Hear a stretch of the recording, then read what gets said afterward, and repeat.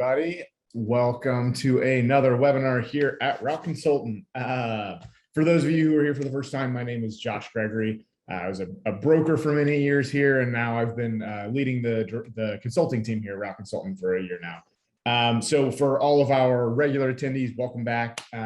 Whether this is your first time and you are brand new trying to figure out the FedEx industry, or you have been a contractor since the RPS days, we still want these webinars to be a place where you can come together, learn, have a little bit of fun, and help get your questions answered every week. And now, before I get started, as I do every week, I do have to read this quick disclaimer. Route Consultant is not endorsed by, is not recommended by Federal Express Corporation, FedEx Ground, or Amazon. Route Consultant is not sponsored by, is not approved by, is not associated with, and has no connection whatsoever with Federal Express Corporation, FedEx Ground, or Amazon. All that means is that we're not going to be sharing any non-public information here, but this is a time where we do want to come together, answer your questions, and make sure you are getting valuable information. So the structure of today, if you've never been here, is that I will spend some time at the beginning, go over some content for the week, and then we will open it up to a Q&A at the end, where we will try to answer as many of your questions as we possibly can in the hour we have. The important thing, if you haven't been before, is that our tradition here is for us to answer your question, you have to first answer ours. So the Q&A question of the week is, what is your current Halloween costume plans? And I will accept either costumes for pets or for children.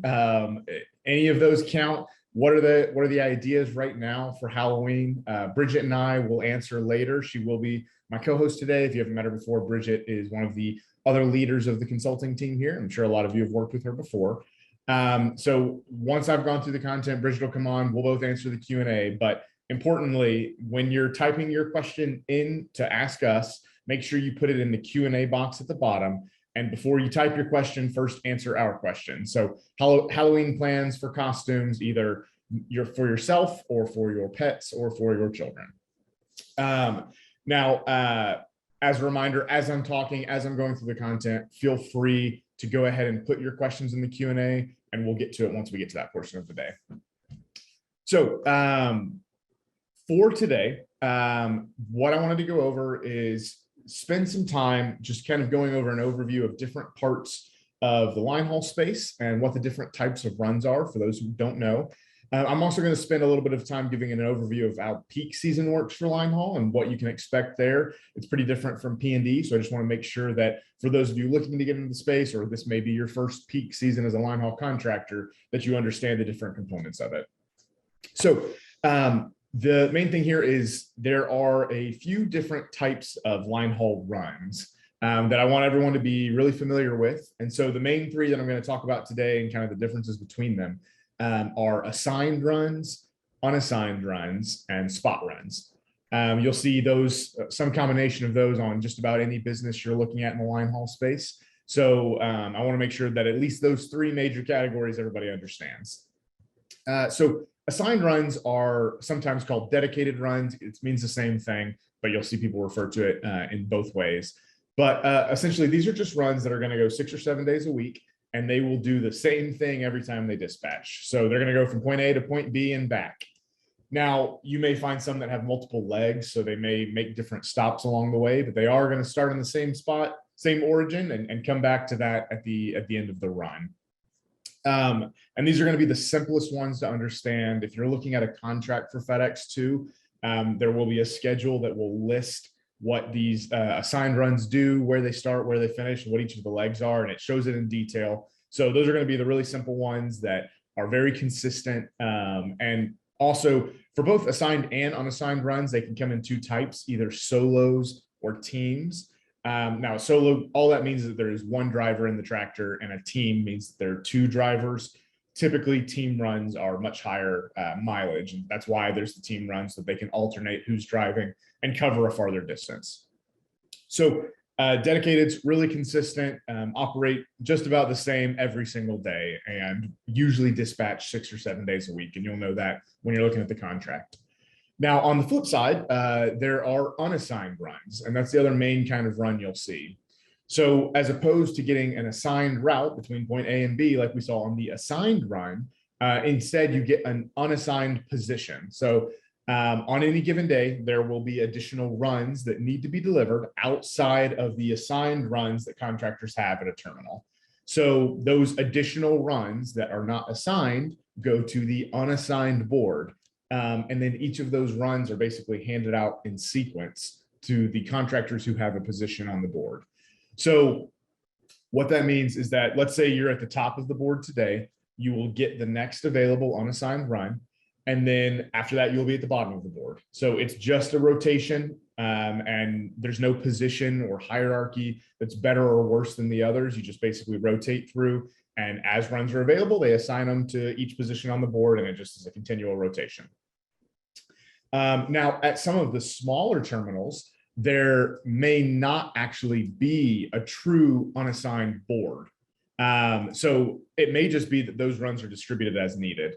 At some of the larger terminals, there may actually be multiple boards. So they may have one that's for solos that dispatches in the morning, and one for solos that dispatches at night. And then they may have an entirely separate one for teams. So that's just something you're going to have to figure out as you're going through and seeing the size of the terminal, talking to the contractor, kind of if you're evaluating a new business, or if you're entering a new terminal because you're already a contractor. It's important to kind of see and get a sense of what the unassigned board or boards look like at that particular terminal. Now, with an assigned run, the mileage is very consistent week to week. So your payroll and your revenue are very consistent as well. Unassigned runs can vary greatly day to day and week to week. So there can be kind of an added logistic layer, a level of planning and scheduling that you need to be prepared for if you do have unassigned runs. It very well could be that, let's say you have a couple of dedicated runs at a terminal, a couple of unassigned runs at a terminal. The unassigned runs will sometimes outperform with higher mileage than some of your dedicated runs. And there may be weeks that they're less than your dedicated runs, but just because something's unassigned does not mean that it will not generate revenue or mileage. Like I said, a lot of times those can be comparable or even higher mileage. It's just that there's a degree of variability there and just an extra layer of planning and scheduling that you need to stay on top of as a contractor, or if you have a manager or BC who can help with that. The last one that I want to talk about today is a spot run. And you'll hear this called lots of different things. Some people call them PNG runs or local runs. But essentially, if you think about any given territory, there are going to be really large businesses in that area that are getting so many packages in a given day that it does not make any sense to send a normal P&D contractor out. It'd probably take them 3 or 4 trucks to take all of those packages out, which is just wildly inefficient. So instead, FedEx will have you as they'll have spot runs from a terminal where you'll just essentially pick up a tractor and take it to one of those large locations. And you can think of that as something like a Chewy's or a Bass Pro Shop that's getting tons of packages on a given day. So it may be that you're taking a tractor out and dropping off all of those packages, or it may be that you're driving up and picking up a trailer there and bringing it back. Maybe it's just a pickup with a bunch of additional packages. The really important thing to know about spots is that they are much lower mileage, obviously, than an unassigned or assigned run. So FedEx compensates for that differently. They do pay a higher per mile rate for those spot runs so that it makes sense and can be still profitable. And they actually can be very profitable as part of your business. You can think of it as, one, it's less fuel. It's also less time in the day, less payroll. So I've seen plenty of contractors who have a very significant portion of their line haul business specifically focused on spot runs. It can also be really valuable if you can find spot runs that happen before or after your normal assigned or unassigned runs, so that you can get some extra hours out of your drivers if they still have available hours in the day, or maybe they can do a quick 2-hour spot run before they do their normal run. So that's just extra way to add profitability and utilization out of your current fleet. So spot runs are things that you should look into, and seeing if they're available at your terminal is an additional revenue stream and a way to add more flexibility into what are just your normal unassigned and assigned runs. So those are the 3 main types. I know as a flyby, I wanted to make sure that there was at least a refresh on the foundations around the different types of runs in the line haul space as you're trying to evaluate it and get into it. Now, what I want to spend a little bit of time here at the end is going over how peak season works with line haul. So there may be a lot of you who've kind of seen how it works for PNG, how there's a Schedule K, and how that side of things works, but it is different for Linehaul. So there are a few main components to the peak season. So first off, if you've never even heard peak, basically that is these last few months of the year. Technically, it's really basically Black Friday to Christmas, but it does extend it as essentially October through December at this point, where more volume is coming into the network at the end of the year. So FedEx sets up a series of incentives to encourage contractors to take on this additional volume and still be profitable. So the first major part of the Linehaul peak incentive is the peak mileage incentive. So what will essentially happen is that the terminal will set a weekly threshold, and you will get a weekly mileage threshold. And so for every mile you go above that threshold, you're going to get paid an extra mileage incentive. So let's say you do 5,500 miles in a week between all of your solos and your teams and your spot runs. And let's say your threshold is 5,000 miles. So you will get paid extra for those additional 500 miles. Now, if your peak mileage incentive is 50 cents per mile, then you're going to get an additional $250 for that week, that 500 miles times the 50 cents per mile. And that can add up a lot if you're looking at all of the weeks over the peak period. The other component of peak season is that you will receive additional points for the mileage you do over the threshold. So I'm not going to go really deep into what points are right now, but essentially they are a kind of currency that you can use in Linehaul to upgrade and win new runs at your terminal. And so each week, the terminal will set point incentives that correspond to certain goals related to the mileage threshold. So let's say you get a structure where, that says basically, if you get 5,000 miles this week, you'll get 20 peak incentive points. If you get 5,500, we'll give you 25. And if you get 6,000, you'll get 30. So they'll basically just set these goals, and they're going to be unique to you and to your mileage threshold. But whatever goal you reach, let's say in a week you got to 5,500, which for this example was a 25-point bonus. They'll then take that and multiply it by the number of tractors you have on your contract. So let's say you had 5 tractors, you'll get 5 times 25, which is 125 bonus points for that week. And so every week over peak season, you'll get this opportunity to get these additional peak bonus points. And then at the end of peak season, you can distribute those points among all of your runs however you like to set yourself up for winning new runs in the future. So it is an additional value add of basically this internal FedEx currency that you can accumulate a bunch of additional points around and use it at the end of peak season to kind of distribute. The last little component of peak season for Linehaul is something called temporary run assignments. And basically what that is that FedEx may find that there is another assigned run that's not being serviced properly or enough, and they would rather you service that than one of your existing assigned runs. Maybe they think it's easier to replace that, or maybe they think it's just worth it for that other assigned run to run. They'd rather you change over. So they'll basically come to you and say, hey, we will pay you a flat amount each week on top of your settlement if you agree to service this other assigned run instead of your current run. And this is always a temporary reassignment, but it can still be some nice additional revenue if it makes sense. So they'll come to you on that as a case-by-case basis as needed.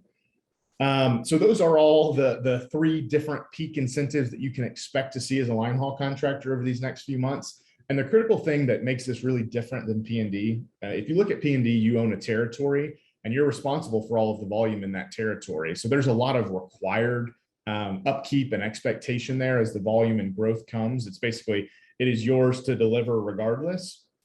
But Linehaul, you own runs. And so the additional volume isn't necessarily yours. So there's less of the pressure to deliver a bunch of additional volume, but there is a lot of opportunity to make extra revenue and take on those additional runs, get that extra mileage and those extra peak points at the end of the year. So hopefully that helps clarify some of the Linehaul space for you guys. And especially maybe there's some of you who've been exclusively focused on PNG, haven't thought about Linehaul or dipped your toe in there at all. So I just wanted to give this brief kind of refresher and an update on what you can expect in these last few months of the year. So I am now going to bring on Bridget to jump in to our Q&A for the day. And Bridget, as a reminder for everybody first, the question of the day is, what is your current plans for your Halloween costume? And I will give you an out if you have either a pet costume or a kid costume that you would like to stay instead. That's a perfectly fine answer. So Bridget, you give your answer and then I'll give mine and we'll jump into the Q&A. All right. Thank you, Josh. Well, since we don't have any new inventory to talk about this week, I don't have time to think of something super creative. Not that I didn't know this was coming, but I am pregnant. And so having a costume idea that doesn't make me feel like a complete loser is difficult. So if you guys have suggestions for me, pop them in the Q&A. I would love to hear them.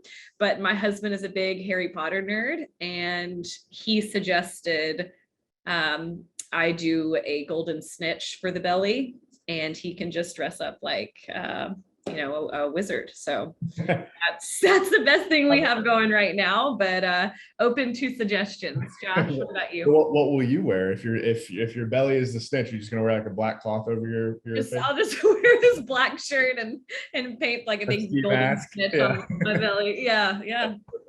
Okay.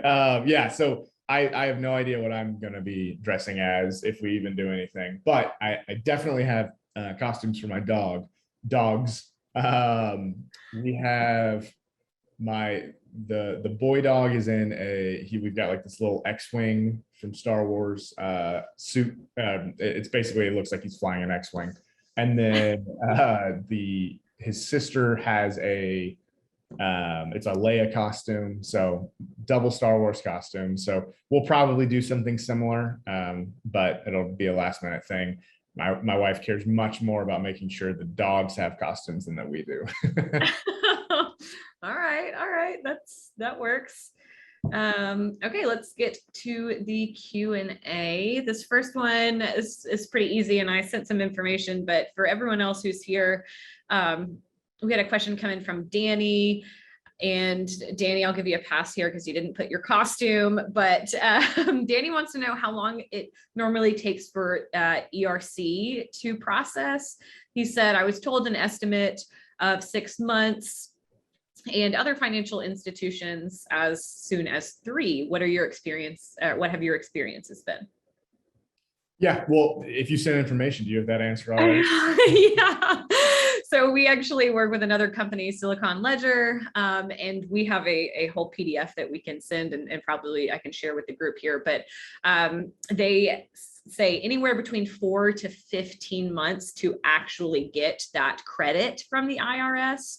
And it can be sooner, but speaking conservatively, 4 to 15 months. I mean, we know how slow the government is. So that's what I've seen too. Is, I mean, there are some people who get it really quickly, but anything with the IRS, you're just kind of you're sending it in, getting all of the documents ready and prepared, and then you're just waiting. So everybody's going to say something different. I would anticipate that what I've heard from Silicon Ledger is they try to be really conservative in their answers. There may be some who are trying to win business who will promise you as fast as possible, but it's really going to vary person to person, the complexity of and the size of your business that you're offering in for ERTC. Yeah, exactly. All right. Next one we have here is from Dirk. Dirk says, I'm going as a bottle of mayonnaise. Was a bottle of sriracha last year. Curious if it's the same costume and you just like change the label and pretend. Yeah, that'd be pretty good. Okay, question. What is the contract renegotiation process for PNG? He said, I will be going through that shortly. What documentation do we need to provide? Is it going to be the same documentation as the first year, corporate ownership, accountant signing off, etc.? So I want to be clear. This is Dirk. I believe you're talking about the end of contract renewal. I'll talk about that, and then I'll talk a little bit about renegotiation and what that actually means. That is so there's the end of contract renewal negotiation, and there's also you can basically apply for renegotiation in the middle of your contract term. So basic process is if you have never seen something called the unique characteristics form, that's something I would encourage you to fill out now and try to get it as probably at least a month before contract negotiations. If you're closer than that now, go ahead and fill it out and send it. But essentially what it does is it is a template for you to go through and call out anything that's unique to your territory that may be something that you think engineering isn't aware of or just wouldn't know about because they're not driving the routes every day. So it could be maybe there's a particular stop that because of something with that business, it takes an extra hour every day because of something they have going on. Or there could be a bridge out in your territory that causes your drivers to have to navigate around and it adds an extra 30 minutes to every day. There's lots of things like that. I would say try to be as detailed as possible as you can on that, and get all of that information to them in advance. That's really your goal, is to try to give them as much information as you can. And then once you have gotten all of that submitted, there will be a point in time where they will basically give you 3 contract options, MESOs, MESO 1, 2, and 3, and you will have the opportunity to accept one of those options or to participate in traditional negotiation, where essentially you will turn down those 3 options and want to negotiate back and forth at that point. They're pretty clear that once it makes to the point where you have gotten your 3 MESOs, there will be a revenue that they have set, an expected revenue for your territory in the next 12 months. And they're pretty adamant, the negotiators are, that revenue will not change from that threshold, even if you negotiate. So the negotiation is changing components of the contract, but that bottom line revenue will typically stay the same. And then quickly, the other side of things is, let's say you're in the middle of a contract and you want to opt for a renegotiation. It is a similar process in that you submit a unique characteristics. There is also additional documentation they may ask for, something called an exchange of information that outlines a bunch of different expenses around your business.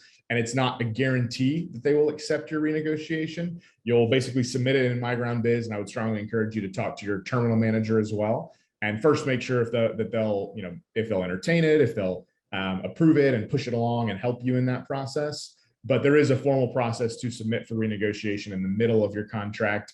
And typically, to be able to win that and have the opportunity to renegotiate, you'll want to be pointing out something that has changed significantly between now and when you've last negotiated your contract.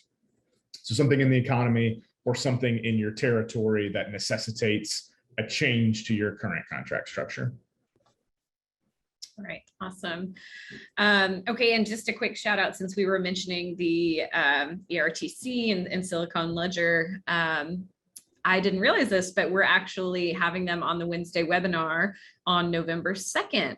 So if you have specific questions related to that, be sure to tune in for that session. They'll be there. Yeah, I'm sure they can answer the questions better than I can. All right, so this next one comes from an anonymous attendee whose Halloween costume this year is Superman. It's Superman for the kids.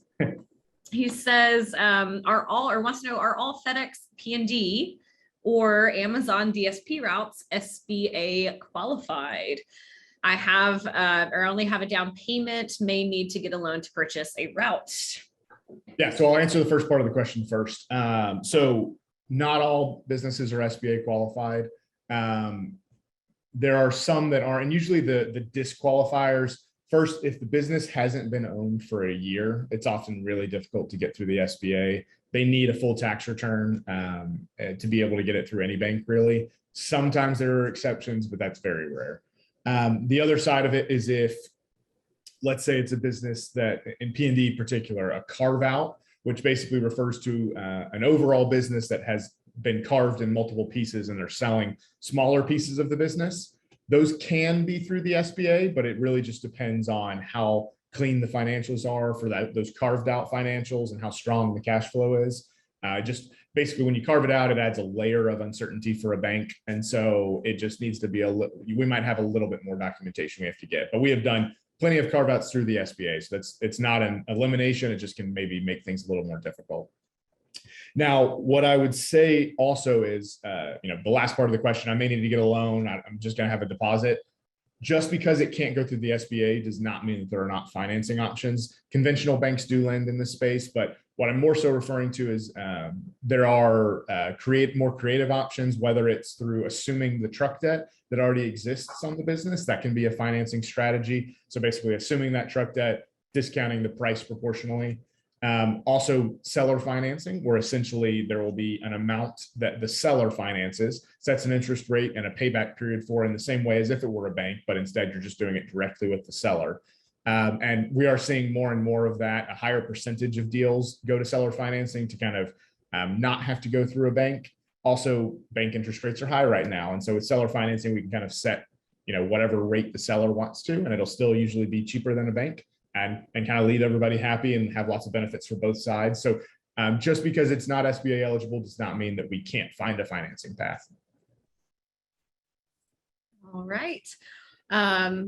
This next question is coming from Scott. And Scott, I think you win most creative costume here.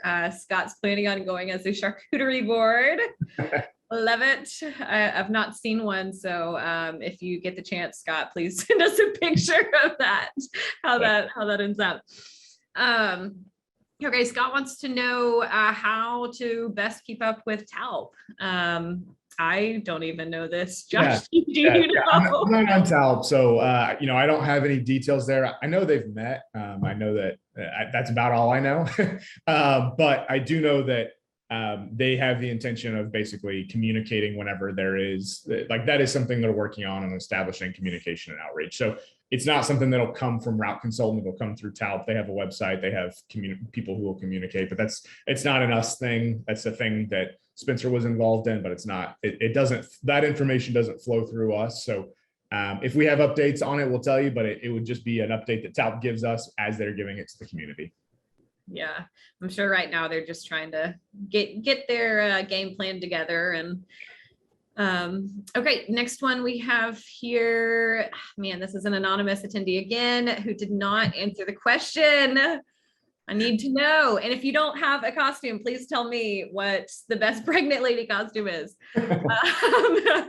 Okay, so but their question, I'll go ahead and read it. What are the best fueling companies to partner with when buying gas for PNG?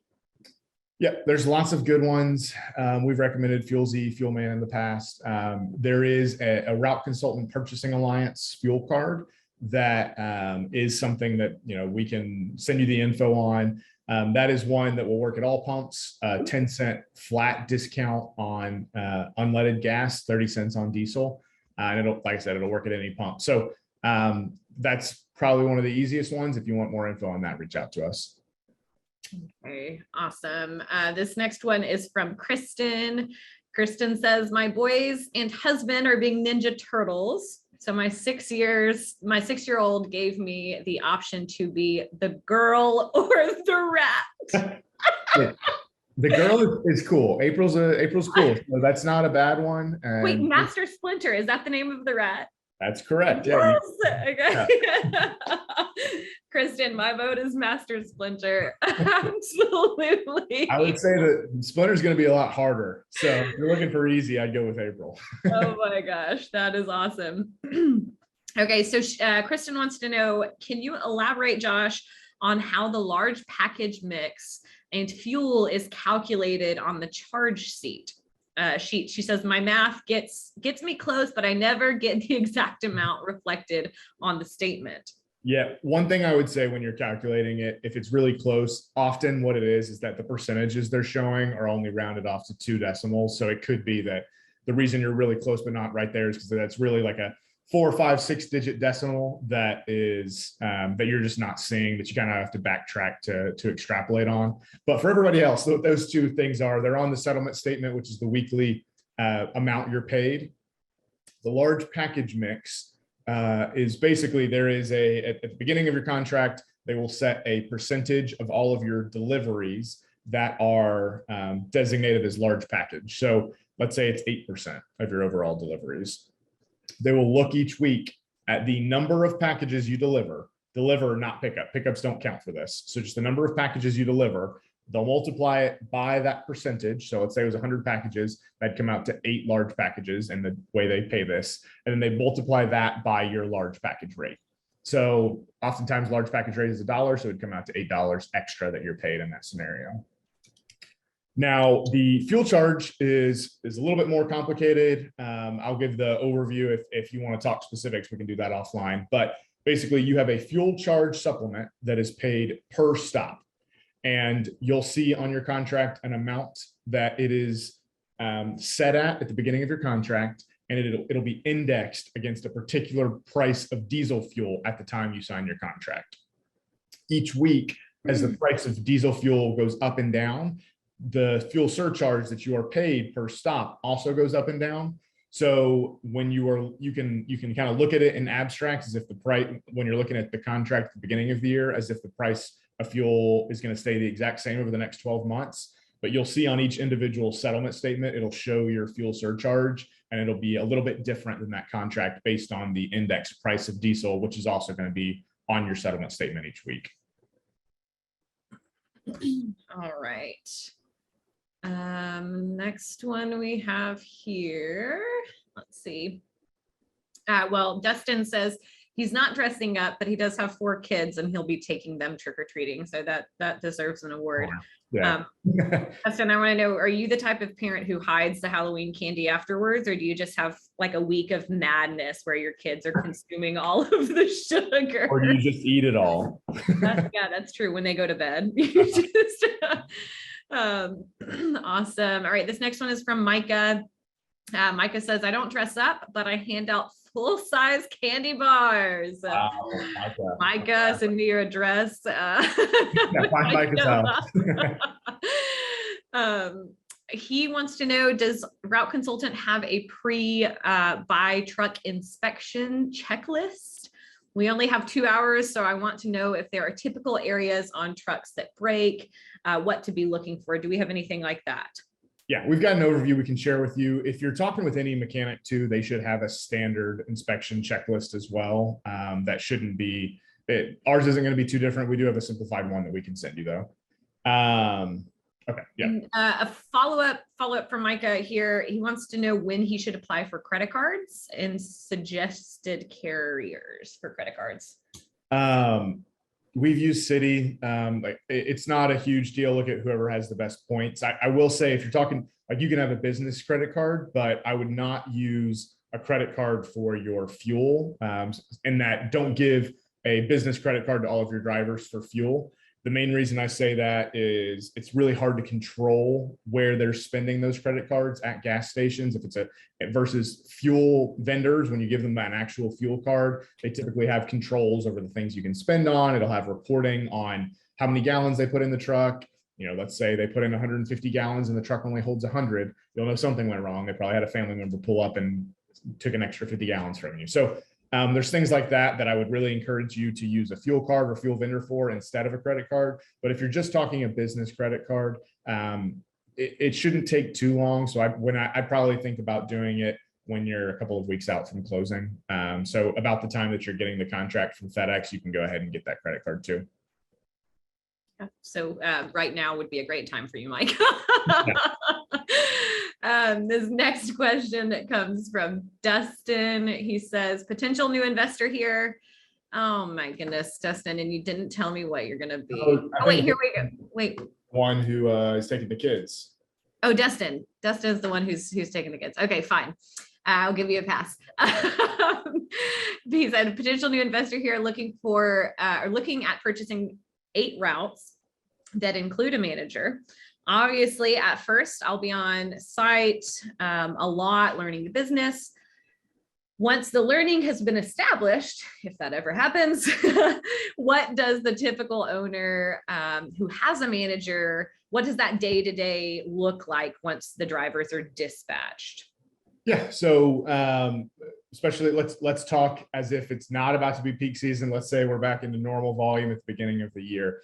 Once the drivers are all dispatched, especially if you have a manager who's basically on call to handle anything that comes up. Once they're out, there may be some conversations you have at the terminal if you're there in the morning. if there's anything like that that you need to talk about. But on some days, if there's no problems that make it past the manager, you may not be doing a lot during the day outside of admin type tasks, like maybe you're doing recruiting or maybe you're doing payroll. But the actual operational side of the business, if you're not driving and you've got a manager to handle the kind of small problems that come up, there may not be a lot of operational tasks that you're doing during the day outside of the admin side of things. That's going to vary based on your business. There may be days where your manager has to drive because a driver's out, so you have to handle more of the on-call situations. And there may be a situation where your manager's out driving and a driver's truck goes down and you need to run out and go help them or try to get packages between points. So there's plenty of fires and little things that can happen. But on good days, if everybody's dispatched and your manager's handling any little problems that come up, there may not be much for you to do during the day. All right. Next one is from Dave. Dave wants to know, how credible have FedEx Ground's projections been versus actual performance? Is peak volume included in the projections, even through terms of, even though the terms of peak may change next year? So the projections are, they tend to be pretty conservative. They try to be, and a lot of times that is where they fall. Sometimes that's not as accurate. Sometimes it depends on the territory, how accurate they've been, but they do try to err on the side of conservative when they're putting things together from those projections, and it doesn't include peak. And so, year to year, there's going to be really different things that happen during peak that could change what that looks like. Both macroeconomic trends and also things FedEx does internally that can change the way that volume turns out. So they've tended to be pretty accurate, or at least not wildly off if we're talking overall revenue. If you're talking to a contractor and we're talking DRO daily volume projections, there can be some discrepancies, but I'll leave that can closed for now. Oh, and I will add this now. I'm seeing Dave sent his Halloween costume and it's too good to skip over. He said, going to be a 70s guy, green polyester pants, an Afro week, silk shirt to show off my chest hair. Oh my God. Dave, I want to know, is this something that you really did wear previously, or is this a costume that you purchased maybe pieces from Goodwill or from family members? How did you get this stuff? That's awesome. All right, next question. This can be pretty quick, Josh, but just another anonymous attendee here. For a first timer with no transportation business background, what would be a good number of routes to start with? Yeah, typically we say kind of the 8 to 10 range with a manager is, if you have no transportation, you don't want it to be too small, because if it's too small, you can't really justify having a manager, which means a lot of the operational burden is going to fall on you. So you want it to be large enough where the margins can justify having a manager so that they can help you and kind of be a transition for you as you get into the space. And you also don't want it to be too large if you're kind of coming in and trying to learn instead of be overwhelmed by a business that's bigger, too much to bite off. So I'd say 8 to 10 range is good. And then if if that works for you, you can continue to grow after that, but that's usually where we recommend it. And then on Linehaul side, the minimum size is 2. I'd probably recommend trying to get up to the 3 to 5 range at least as a starting point. 5 is about when you can justify a manager though. So ideally you're in that 5 with a manager type size. All right. Next one is also coming from an anonymous attendee. They don't want us to know their identity today. They said they are dressing up as a superhero, but not sure which one yet. So they want to know what kind of, or what support is provided by FedEx or Amazon, and is there a cost? Key things I'm thinking of including or focusing on is recruiting, scheduling, route optimization, reporting, general coaching. Do FedEx and Amazon provide services like that? Or maybe, Josh, do you want to talk about the consulting program? Yeah. I'll start with the Amazon side of things. They actually do have a pretty robust on-ramp and training program where they do require anyone who's coming new into the space to go through a bunch of training and on-site things. So yes, for Amazon, no for FedEx. As good as Amazon's training is, FedEx is basically taking the stance of, hey, if you're coming into the space buying a business, we want you to already be equipped and ready to take over the business on day one. So there are some webinars and some resources that they do as a way to talk about a couple of things, but they are not expecting to be a support structure or training for you as you enter the space. So what Bridget mentioned, the team, both her and I help lead, is our consulting program here. So as buyers are looking to get into the FedEx space, we do help in the kind of the training, the coaching, evaluating listings, going through the process and helping you be successful as a contractor. So that is what it's designed around, to try to fill that gap that we've seen where there is very little in the way of education that comes from them, which is, it's not necessarily a fault of theirs. It's just a choice they've taken where coming into the space, they expect you to be an operator. So we've kind of stepped in to try to be someone who can help educate you and get you prepared to take that step. Yeah, absolutely. And if you need more information on that, just reach out to anyone and we can help walk you through. Next one here is from Edward. Edward says that his most creative costume was Batman. But the question he wants answered is basically, will FedEx let you be a semi-absentee owner if you're a couple hours away from the terminal? He said he has a problem finding routes that are really close to where he lives. So if he's a couple hours away, what does that look like as far as FedEx's expectations? Yeah, so yes, in theory, yes, you can be a remote operator. What I would say is that is going to depend on two things in terms of how remote you can be. One, what part of the year is it? So if you're buying right now, expect to be a little more hands-on through the end of the year, regardless, just because it's peak season. But two, the terminal manager will have preferences on how close they want someone to live. There are going to be some terminal managers who are very fine with you being more remote as long as you are always available when they need you. And then there are some who are sticklers who want you in once a week, twice a week, 3 times a week, whatever it is. In general, though, what I would say is you can be remote from the terminal, but you still need to be present in the business daily. So maybe that just means being there and knowing the answer whenever FedEx calls. Maybe that means calls and communications with your managers and drivers throughout the day to be constantly in tune with your business. So you can be remote, you just can't be absentee. And that's the main designation, I would say, there, with kind of a coloring depending on the terminal manager as to how far that sliding scale goes. Great. And it doesn't look like this one is much of a question, but since we did talk about it, I'll bring it up. Scott has a recommendation. He says he is not a fan of city. No bueno in his book. Oh, and he is not wearing a costume this year. He said he's too old. Scott, I don't think that's possible. But he has had good luck with Capital One. He says they're the best in the industry for normal purchases.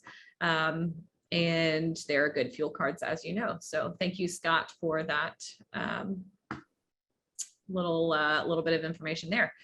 Okay, next one we have here is from Christopher. Christopher's Halloween costume this year looks like he's going for a Spaceball theme for his family. He said Lone Star, Princess Vespa, Yogurt, Dark Helmet, and Barf. My wife and that one, I got to see a picture. Yes. If it's done well, kudos to you guys. That's a commitment. Okay, so his question, he wants to know, my wife and I are interested in signing up for the next virtual summit. Are we able to share the computer for the meetings? Can you give us some more information on summits in general? And I thought this would be a great time to talk about it because we actually do have a summit coming up. Yeah, we do still have a few more summits left this year. One, actually the next one is if you're in Nashville or local or just want to travel and make a vacation out of it. We do have our next in-person next week on Monday and Tuesday. So the summits, for those of you who've never heard of it or don't know, we've tried to design a 1 day, well, it's 2 days now, where we teach you as much as we possibly can about the space in those 2 days. We'll bring in lots of different parts of our organization, different vendors and different pieces of technology to try to give you that in-person access or virtual to everything we can in a short amount of time to help you make the decision on if this is the industry for you or not. The virtual, we can send links in the chat as well for some of the upcoming virtual ones. I would say for you, Christopher, if it is your wife, so not really like a business partner with a bunch of different things, but really just you and your wife who live in the same house, you can share the same computer. And then do you know if we do send them virtual resource packets and stuff, but do we send them any kind of physical packet? I think we do actually. I can check with the events team. I think there is information and packets that we will send to you, even if it's the virtual summit. And then all of the slides and material we cover there are also going to be things we'll send to you. And then if you want to continue in the process and work with us after that, that's the consulting program I mentioned before. Awesome. All right. Next one we have here is from Lee. Lee says, my son is going as a bottle of ketchup. He basically eats all of his food with ketchup, I guess. I'm more of a ranch girl if we're doing ranch v ketchup. I love ranch. I will choose ranch on just about anything. Yes. Okay, so Lee says, I recently saw an update from FedEx regarding forward collision systems being required on our trucks. Can you give some clarity on that update? It was set September 1 of 2023. Any new truck added to Schedule B had to have these systems, but what I saw looked like 90% of our fleet will need to have it to be on Schedule B. Do we have any more information there? Yeah, there's two different pieces. One, so the September 2023 deadline is for, so first off, FCAM, forward collision and accident mitigation, is a technology that basically engages to automatically engages your brakes and detecting accidents that you don't get into them. And it is, it's a great technology. It'll be coming out. The reason that there's this delayed timeline for it is that you can't retrofit current vehicles. So it's basically only new vehicles that'll have it. So for right now, P&D is saying that after that point in time, any new vehicles you buy will have to have FCAM on it. So, middle of September, if you try to add a new vehicle to your fleet, it can't be so old that it doesn't have FCAM. So after that point, new vehicles will have to have it. Now, that timeline could change. Right now, the availability of FCAM vehicles is low, so that might change over time. The other thing I would say is that the 90% you could actually be looking at, there is a Linehaul FCAM requirement that's happened over a period of time, and it's been going on for years. They have until August of 2024 to get all of their current fleet compliant. And I believe that by August of 2023, there is that 90% threshold that they have to have. So that has been building, that's been growing. But for P&D, it's only happening for the first time in September of next year. And that's the timeline as of now. It could change. All right. We'll try to, let me see. Yeah, we still have some time. We'll squeeze in a few more here. If you guys are sitting on any questions, be sure to pop them in the Q&A so we can get to them since our time is winding down. This is coming from another anonymous attendee. It says, I don't dress up, but my kids do. Not sure what the wife has planned for them this year. Well, we're anxiously waiting to find out. He wants to know, he or she wants to know, what is your take on purchasing a route where the service area is approximately 60 miles from the terminal one way? Are they profitable given the price of gas and labor rates currently? Good question. Yeah, they definitely can be. The important thing to know when you're looking at rural or urban territories in the FedEx space is the way FedEx creates the contracts is that in theory, they're looking at the expenses expected to operate that specific territory. So something that's farther away that would have higher gas prices, higher labor prices, those are things and expenses that should have been baked into FedEx's calculation for what they will pay you to run that territory, with the assumption that every contract, if it's made perfectly by FedEx, if they've done all of their calculations perfectly, all contractors should have a similar level of profitability that's possible. So there is nothing saying that just because a business is far away that it will not be profitable. And there's plenty of rural routes that are very profitable. It just involves you properly controlling your CapEx strategy and your fleet over time. Okay. Next one we have Another anonymous attendee whose kids are dressing up as a doctor, nurse, and a patient. As a sibling with 5 older brothers, I would not want to be the patient in this scenario. Any kind of sibling thing there. Okay, so they are looking into investing. What does a BC do? What does their job consist of? Do you have them drive, do DRO, etc.? They say, I'm unsure as to what the BC job actually consists of. The answer is yes. Everything. Ideally, they wear a lot of hats, and the best BCs have a lot of different capabilities. So depending on the size of your business, most of the time you'll want your manager to be off the truck or not driving every single day so that they're available to handle the problems that can come up. Other things they can do, I do often see BCs do the DRO at night. There are some owners who still like to hold on to that. But it just depends on, how good they are at DRO and doing that structuring. Many of them will do the actual managing of the team of personalities and temperaments. There are many BCs who will have at least, even if they aren't full mechanics doing, full repairs, they'll do, oil changes, checks on the trucks. If they may even just, check it in the mornings before the drivers come in and do pre and post trip checks. And maybe they're even doing some small preventative repairs. There's lots of different little things like that they can do, general motivation of the team. But the more of that they can do and the more hats they can wear, the better they'll be. And they should also be able to drive if you need them to, but it just shouldn't be an everyday thing. All right. And this next one is just a follow-up from that same person. And you can answer this however you want, but when it comes to FedEx versus Amazon, which one is more profitable? Is there one that is more profitable or profit stable right now? And what is the guideline to evaluate the purchase price? Yeah, so in general, the purchase price is going to be a multiple of net operating income for both of these.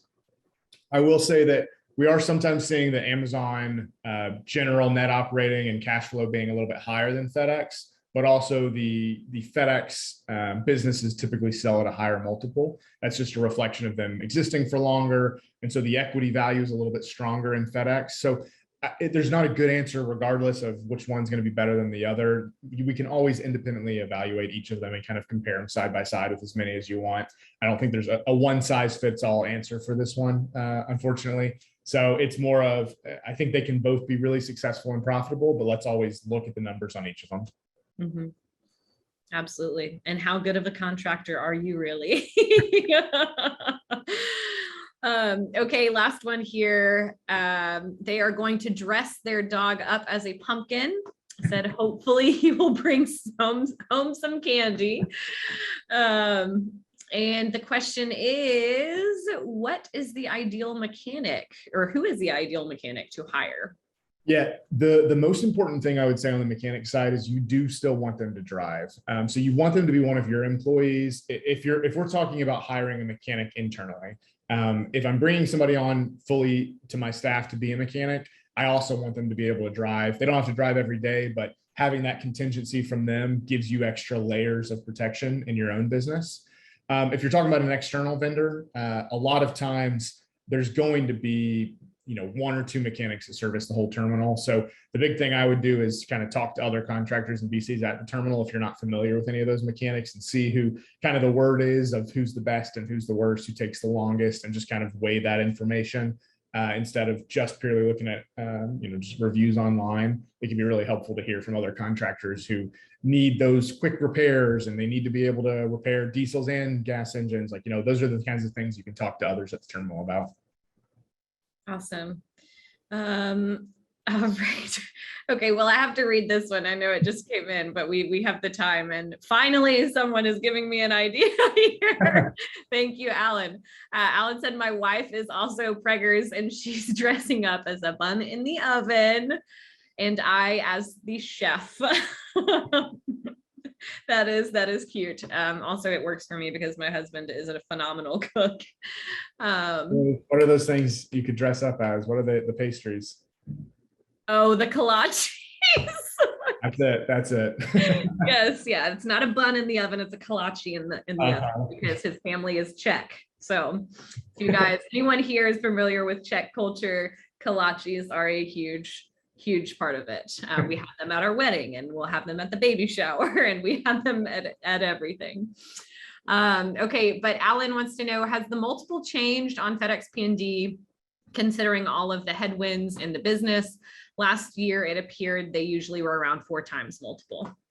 Yeah, they're still in a similar place. I think when you're looking at this as an investment profile, even if the short term is that the profits aren't as high in the short term, if you're looking at this as something where you're thinking about a multiple that's 4 years out at 4x multiple, we're still very bullish. We would fully have expected to continue to have grown and correct by then. So the multiples are still holding pretty constant. It's just that as if the margins are a little bit lower, then the price as a percentage of revenue might be lower than it was. So because the multiple is always just a function of the margins.